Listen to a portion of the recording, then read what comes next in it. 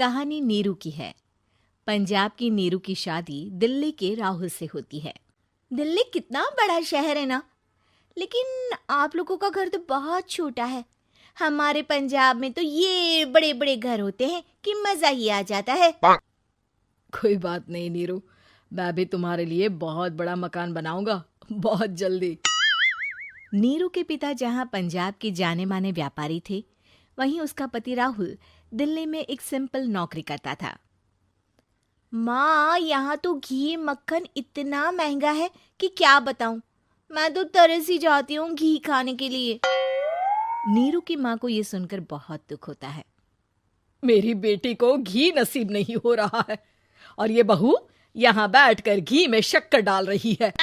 देख वनिता, मैं साफ कह रही हूँ, इस घर में जितना घी आएगा उतना ही मेरी बेटी के घर दिल्ली भी जाएगा। अरे ये क्या बात होती है माँ जी? बेटी का उतना ही करो जो अच्छा लगे। अब क्या मायके से घी और मक्खन तक की सप्लाई करोगी आप? हाँ, मेरी बेटी किसी चीज को तरसे मुझसे बर्दाश्त नहीं होता। अब क्या था, नीरू के मायके में 2 किलो घी आता तो 2 किलो दिल्ली जाता नीरू के पास। एक दिन, माँ बड़ी गर्मी पड़ती है दिल्ली में।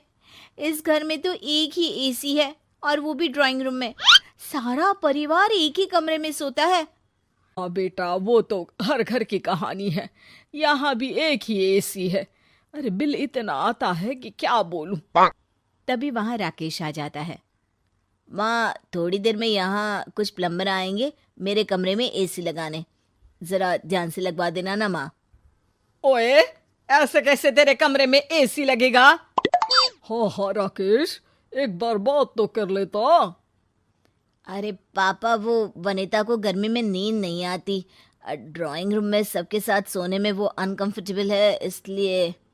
अरे पूरे परिवार के साथ वहां तेरी बहन नीरू भी तो सोती है। वो नहीं हो रही क्या अनकंफर्टेबल? समझ रहा है ना?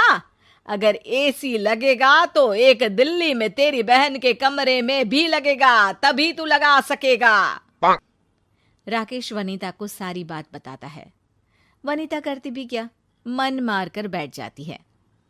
माँ, ये लोग ठीक नहीं है, क्या करूं मैं? अरे बेटी, यहाँ आ जा, तू यहाँ आकर रह ले। अरे छोड़ दे ऐसे पति को। कैसे छोड़ दूं माँ? समाज क्या कहेगा, लोग क्या कहेंगे? वैसे भी मेरा एक बेटा है मयंक। अरे हटा बेटा, तेरी उम्र ही क्या है, इतनी परेशान रहेगी तो काम कैसे चलेगा। खैर, बात आई गई हो जाती है। माँ को लगता है कि नीरू ठीक है, तो वहीं नीरू के मन में एक ही लाइन चल रही होती है, यहाँ आजा। माँ ने तो बोल ही दिया है कि यहाँ आजा। बस मयंक थोड़ा सा बड़ा हो जाए, इन गरीबों को छोड़कर मैं वापस माँ के पास ही चली जाऊंगी। वो इसी सोच में बाजार में चल रही थी कि मैम, आपका दुपट्टा जमीन को छू रहा है।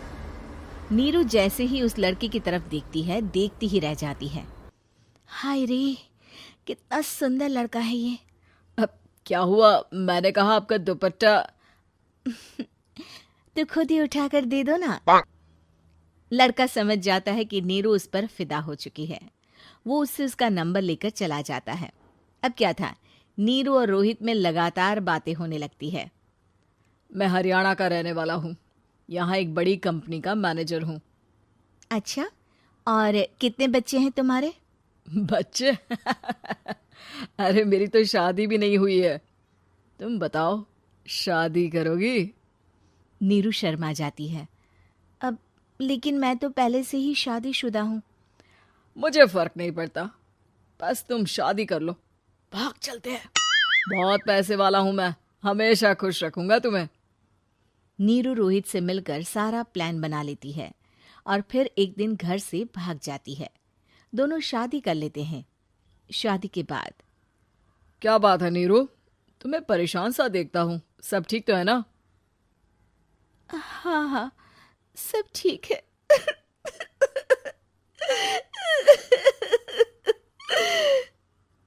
ये कहते कहते ही वो रोने लगती है। अरे क्या हो गया, रो क्यों रही हो? मैंने तुमसे एक बात छुपाई है। और वही बात अब मुझे परेशान कर रही है। रोहित, मेरा एक बेटा भी है, उसका नाम मयंक है। क्या बात कर रही हो? ये तुमने मुझे पहले क्यों नहीं बताया? देखो नीरू, मेरी माँ को मैंने ये नहीं बताया है कि तुम शादीशुदा हो। बच्चा मैं मैनेज नहीं कर पाऊंगा। नीरू को समझ में नहीं आता कि वो क्या करे। तुम उस बच्चे को अपनी माँ को क्यों नहीं दे देती? नीरू चुपके से माँ को फोन करती है। माँ, क्या मयंक को तुम रख सकती हो? बेटा, मैं राकेश के साथ बात करती हूँ। आखिर घर का बेटा वही है, जो वो बोलेगा। वैसे भी बेटा, तूने जो किया है ना, उसके बाद से पूरा घर तेरी बुराई कर रहा है। मैं भी अब किसी से तेरे लिए लड़ नहीं सकती। राकेश बेटा, नीरू ने तो जो किया बहुत ही बुरा किया, लेकिन मैं सोच रही थी कि क्यों ना मयंक को हम यहाँ ले आए। तभी वनीता बोल पड़ती है। वाह जी, ऐसे कैसे यहाँ ले आए? यहाँ क्या भंडारा भरा है?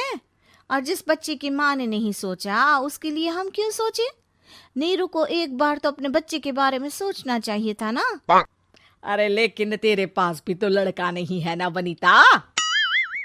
माँ, वनीता ठीक बोल रही है। कल को वो बड़ा होकर इसी घर का हिस्सा मांगेगा तो हम क्या करेंगे? माँ कहती भी तो क्या, वो चुप रह जाती है। वहीं नीरू का पहला पति कहता है। माँ, अगर आज भी वो वापस आ जाए तो मैं उसे माफ कर दूंगा। बेटा, गरीबी चीज ही ऐसी है, क्या करेगा। तू तो अब मयंक का सोच। वो बेचारा तो बिना माँ का हो गया।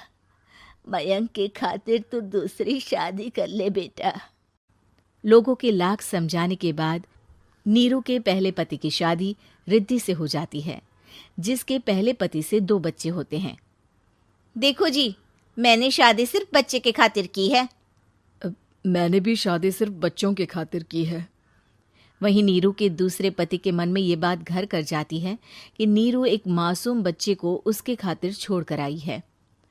अब देखो नीरू, मुझे लगता है कि जो औरत अपनी कोख का बच्चा छोड़ सकती है, वो तो कुछ भी कर सकती है। कल को तुम्हें मुझसे अच्छा कोई मिल गया तो तुम तो मुझे भी बाय बाय कर दोगी ना। नीरू को अब उसका दूसरा पति ताने देना शुरू कर देता है। तंग आकर नीरू उसके यहाँ से भागकर अपने पहले पति के पास चली जाती है, लेकिन ससुराल में क्या लेने आई है नीरू, मयंक को? नहीं नहीं सासू माँ, मुझसे गलती हो गई, मुझे माफ कर दीजिए। नीरू, अब वक्त खत्म हो गया है, मेरी शादी हो चुकी है। तो छोड़ दो ना उसे, हमारा बच्चा है। मैं आपको अपनी माँ नहीं मानता, मेरी नहीं मान तो बात अच्छी है।